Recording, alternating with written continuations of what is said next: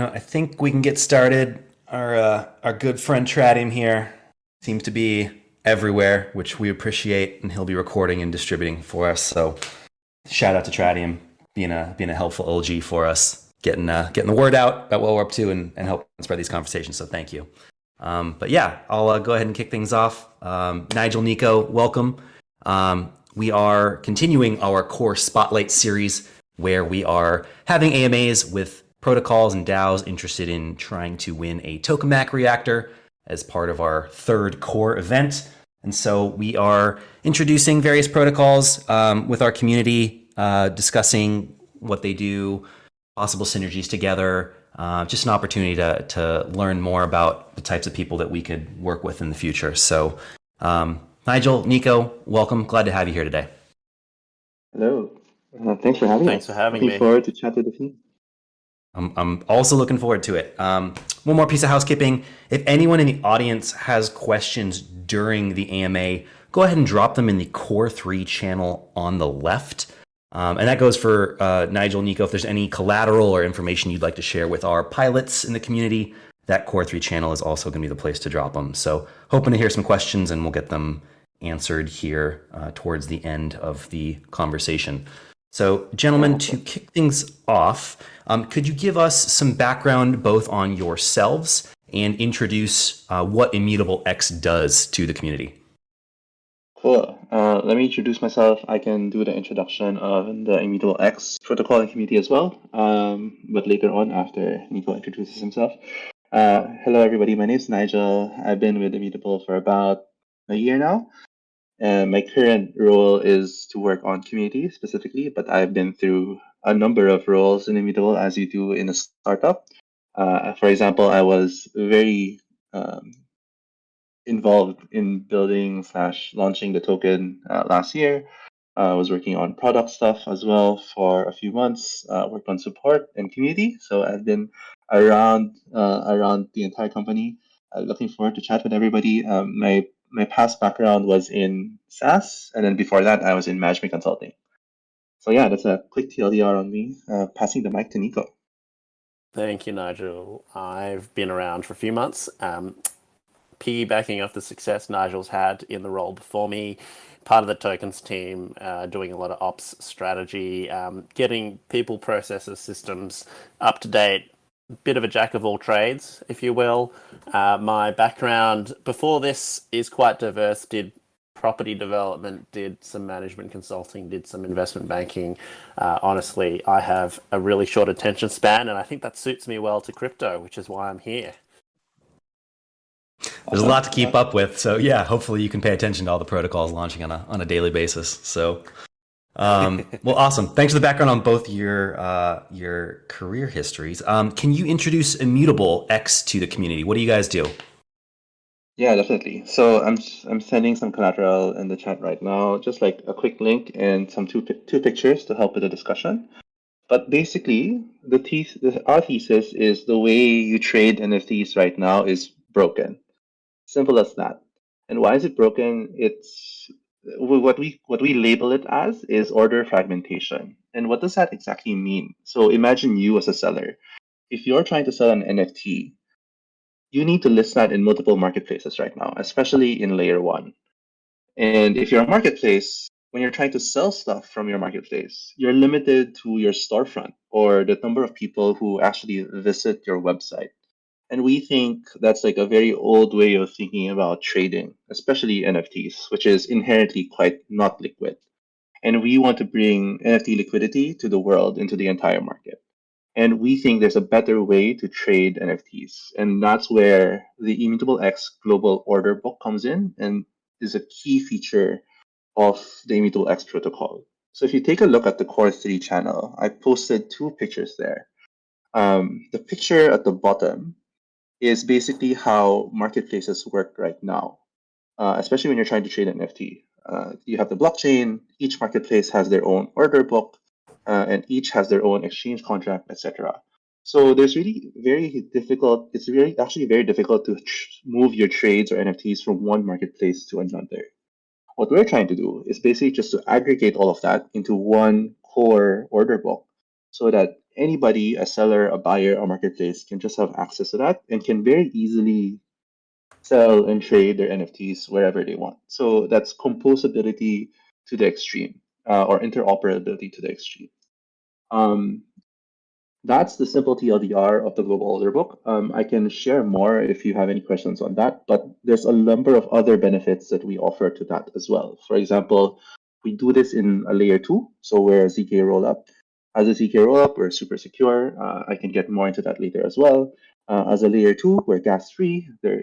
You can literally trade 100 times without paying gas.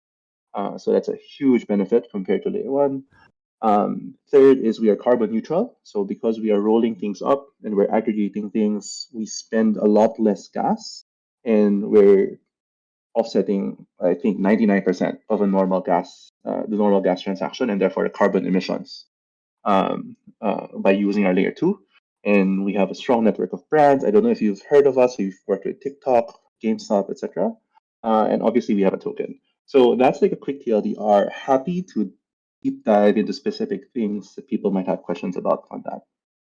Yeah, would love to dig in on a few items there. Are you primarily a place to go to trade existing NFTs, or are you also in a position to help new projects or current projects mint NFTs for the first time?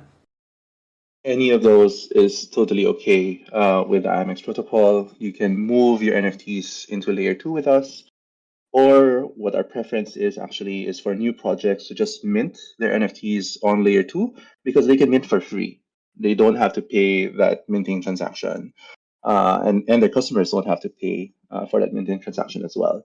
So for a good use case for us, for example, is Got Unchained, which is one of the games that Immutable has built and is also an Immutable X. It's a trading card game, so like Magic the Gathering. So if you can imagine, a trading card game usually has thousands, if not millions, of cards. Minting that and trading that daily would be impossible in layer 1. And that's just a normal day for us.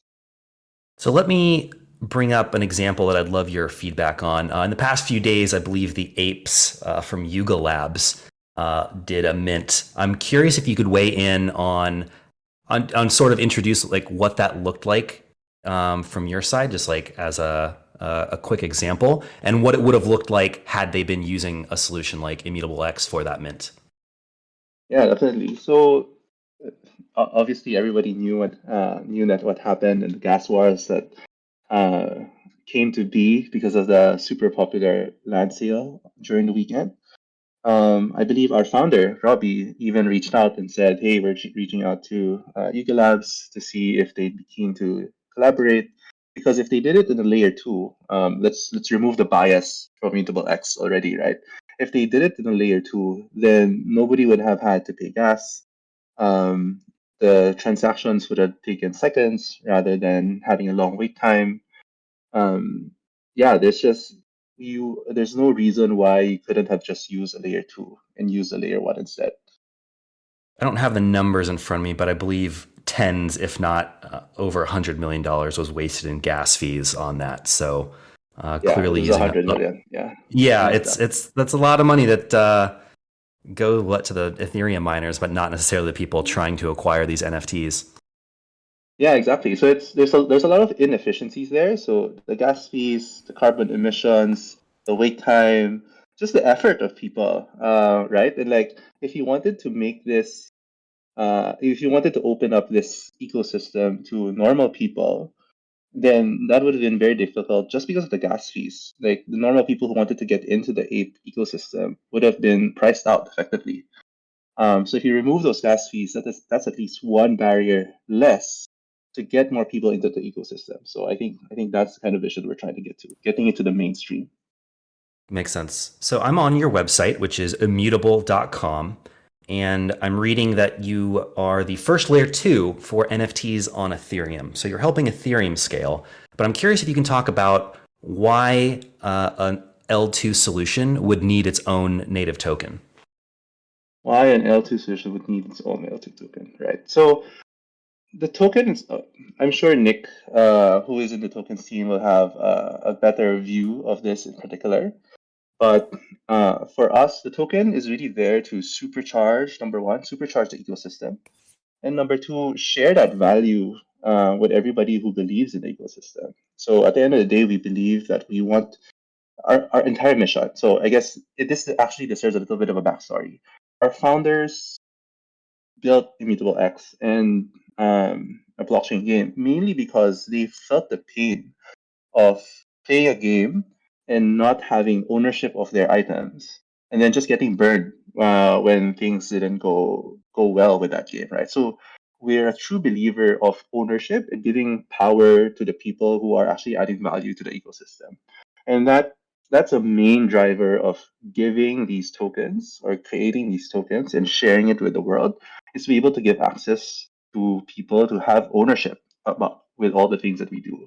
But from a more commercial slash ecosystem centric point of view, the tokens are there to really supercharge the flywheel, as we call it, so that we can incentivize the right behavior within our ecosystem. So if you think about a marketplace, you want to have more buyers and sellers or content creators. So if you want to incentivize more people to create on our platform, tokens are a good way to do that and supercharge the flywheel. But at the same time, if you want more traders or more people to actually do important stuff in the platform, like trading, staking, etc., then tokens are also a great way to incentivize that, which I think is very important to, again, supercharge the flywheel, make sure growth is up and to the left and a hockey stick. But yeah, Nico would probably know a little bit more about this. I think that's exactly right. It comes down to ownership and incentives, and the development of the token gives Immutable, the protocol, Immutable X, a very, very big war chest that we can use to grow the ecosystem and develop network effects. A marketplace is only as good as the number of projects that are listed and the number of users that come to trade on it. And one of the earlier questions you asked was, can, I guess, existing NFT collections come on? Absolutely, and that's something that's in the works in the background. Why does it need its own native token, and what are the benefits of the token? Are as per white paper. And what I mean by that, there are governance elements, there are staking benefits, and it really comes down to that shared ownership. Yeah, and speaking of the white paper, if you see the allocation, half of that is for ecosystem development, which again goes back to the point of tokens there to grow the ecosystem, if nothing else. Great, thanks for weighing in on that topic. So given you have a token, which is IMX, I see it listed on SushiSwap and a number of centralized exchanges. Can you talk about how you approached liquidity for the token, either when it first launched or now that it's been, on the market for not quite a year, but a decent amount of time? Curious if you can even weigh on like the thought process behind depth or any challenges with liquidity. Just curious if you can opine on that subject for a minute. I have absolutely. One piggyback question on that, actually, just before we lead into that, is following up with what you said about the token in general. So IMX is on mainnet as well. Is the main incentive to have IMX both on mainnet and the Immutable XL2 just to be thought of as sort of like a liquid portal or access point bridging between the two chains, or what was the main drive to have the token on mainnet as well? It might be a stupid question. Yeah, it's a good one, and the short answer is that there's no swapping functionality at the moment on the protocol, and that is on the roadmap, and that is why, in order to get the token out distribution first, it was launched on mainnet via Sushi. Gotcha. So, I see, but is a lot of the functionality of the token staking, etc., that does occur on the L2? Correct. Got it. See, okay. Going back to, I guess, the question about how did we initially think of liquidity, I think Nigel, who drove a lot of the work on the exchange listings in a very short time period, was, I guess, and has done a fantastic job. The initial focus was distribution, and then secondary was looking at liquidity. And some of the concepts we'd initially thought of were liquidity mining, which was very prevalent at the time. Olympus, which had been a pioneer in protocol and liquidity, protocol controlled value, had been growing as a community and had raised a few of our eyebrows internally. And it's something that we have within our internal roadmap, something we'd like to move towards. However, in the current environment, as you've identified, we currently have a liquidity mining program on Sushi, and that's in order to develop a very liquid market in our token. As you know, deep liquidity is important to offer low slippage for holders that wish to accumulate large positions, and just ease of transactions, especially in volatile times. And the way we think of our liquidity is a general health metric of our protocol. It's a measure of ease of transactions. On the one hand, you've got the centralized exchanges, which offer a deep market for centralized transactions, and then you've also got another market segment who prefer to operate on the decentralized exchange route, which is my preference also. So that's how we initially thought of our token liquidity. That view is evolving. However, in terms of our roadmap, probably not a priority for the time being, and we're satisfied with that. And I think it's probably where this conversation has popped up, and how can we source other avenues of liquidity through Tokamak. And I think this is an important discussion that we're having now. The other angle of thinking of liquidity is also down the NFT route, which I think Nigel's commented a lot, and that's really our vision, is to enhance NFT liquidity and reduce the fragmentation of NFT marketplaces. Does that answer your question? It does. Yeah, it's always interesting to hear different perspectives on liquidity. Some of the more like retail users of our platform would approach our solution differently than like a DAO or a protocol needing liquidity for their token. So it's always interesting to hear either challenges or perspectives when launching a token or trying to increase liquidity across a number of venues. It's always interesting to hear those stories and those challenges associated with what it takes to stand up a token and ensure it's healthy over the course of its existence as well. So that was kind of leading up to my next one, is why you guys were interested in participating in C.o.R.E, and why you would potentially be interested in winning a reactor if you are successful in placing in the top 5 in our current event. At the end of the day, I think liquidity is really important, whether that's sourced natively or otherwise. And I think as a measure for us to improve our liquidity, I think Tokemak offers a fantastic product and service in the space, and is a part of the whole DeFi 2.0 innovations. I think the other benefit of participating in this is getting our brand out there, and whether that is to new users, to IMEX, to new NFT traders looking to participate, or new potential gamers looking to interact with our other tokens or games, whether it be Gods Unchained or Guild of Guardians. It's an opportunity to improve our broader market awareness, which I think is probably not an area that we're focused on as much in the past, and we're looking to continue growing that footprint. And what I'd add to that is, if you think of this from a community's perspective, who I work with day to day, they're really looking for other ways to use their IMX holdings. Because, for example, what we have right now with SushiSwap, I've heard a few members at least being, as you know, afraid of impermanent loss, which to me is quite interesting with Tokemak and reactors, of being able to like abstract that away from potential liquidity providers, which I think is an interesting opportunity and alternative to our current token holders. So I'm keen to see how they react to something like this as well. Absolutely. Thanks. Awesome. Thanks. Yeah, my next question has to do with like what synergies or collaborations you envision with Tokamak. From my side, like we are a solution that anyone in DeFi with a token can use, and you would be our first L2 on the platform as a reactor, which would be super interesting for us. So we're always interested in diversifying our use cases and seeing who we can help. But yeah, I'm curious if there were any ideas off the top of your head for other types of collaboration with Tokamak beyond just a reactor for your governance token. As an NFT marketplace, and the focus of what Immutable X is really doing is trying to develop and bring gaming to NFTs and bringing digital ownership to the world, in effect. I think there are opportunities for Immutable X to also bring in subsequent application tokens from some of our development partners. I think what you've got, and ourselves as the first L2, is only the start.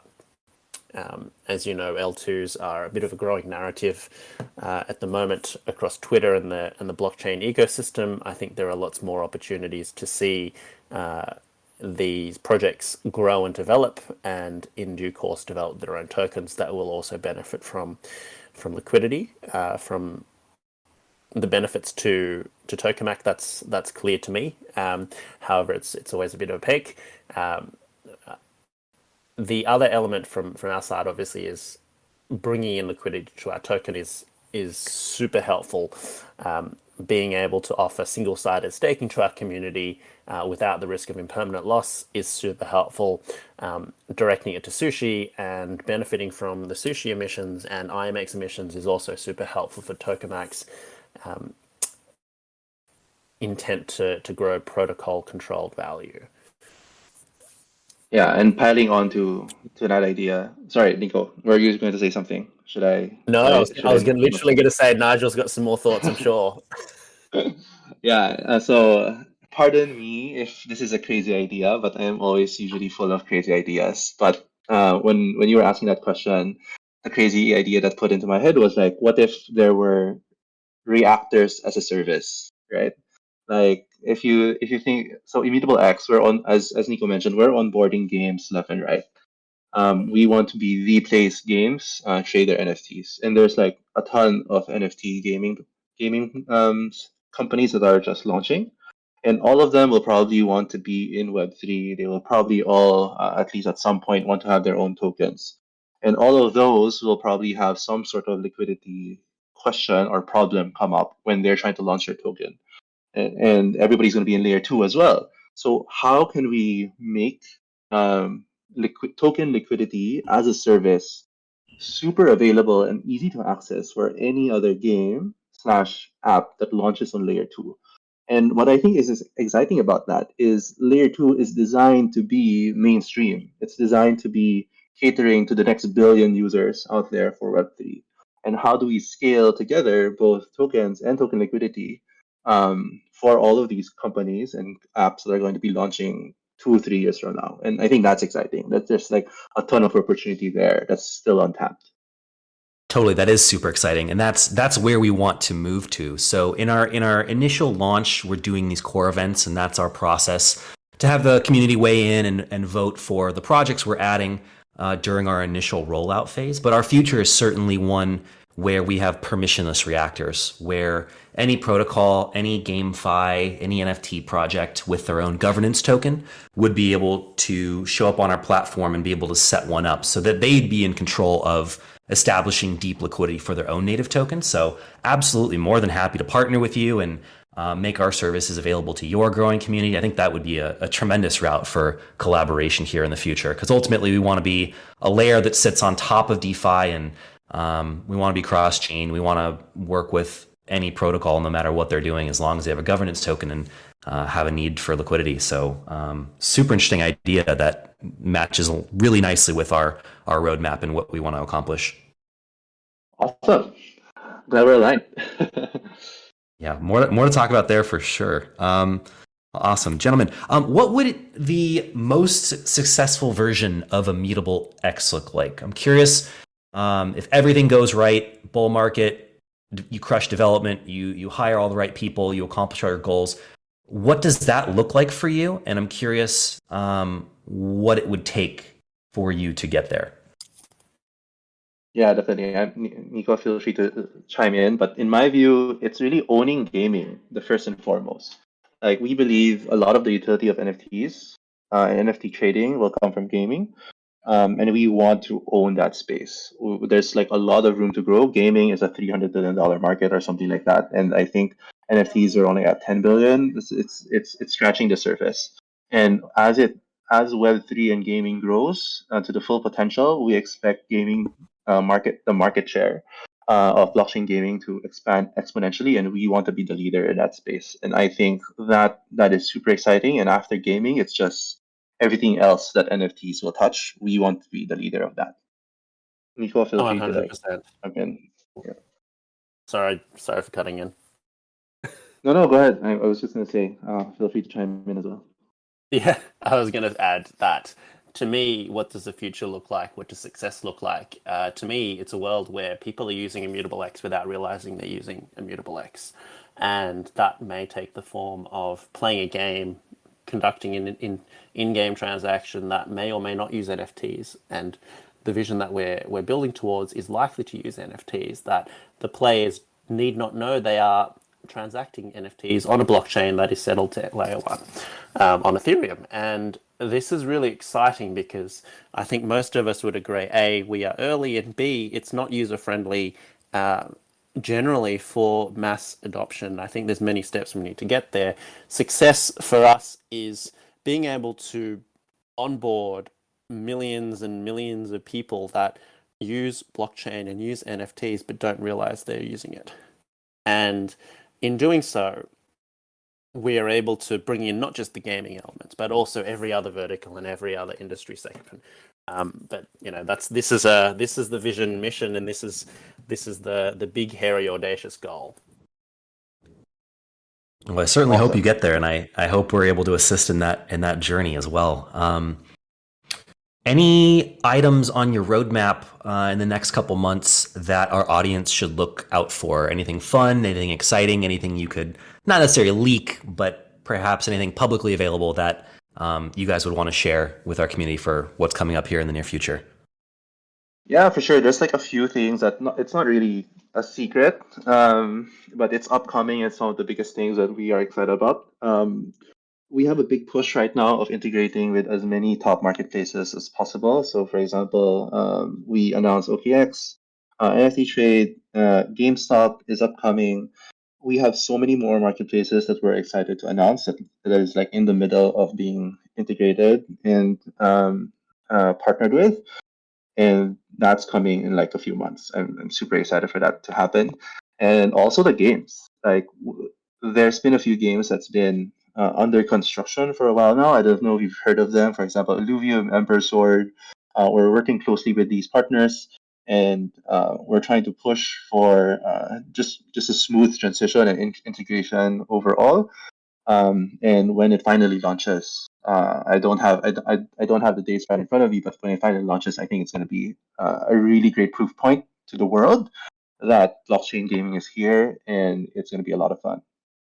Can't wait. I'm definitely looking forward to that one. And Tokamak, any questions for you guys? Yeah, I have an L2 question from a non-techie but interested perspective. Is when I think right now when we think about layer 2s, we think mostly about Optimism and Arbitrum, but you guys are utilizing StarkNet, and I know StarkNet isn't quite live yet, but obviously there's some working infrastructure that you're utilizing. Can you talk a little bit about your decision to go with StarkNet and what advantages it had over maybe other L2s for this specific use case?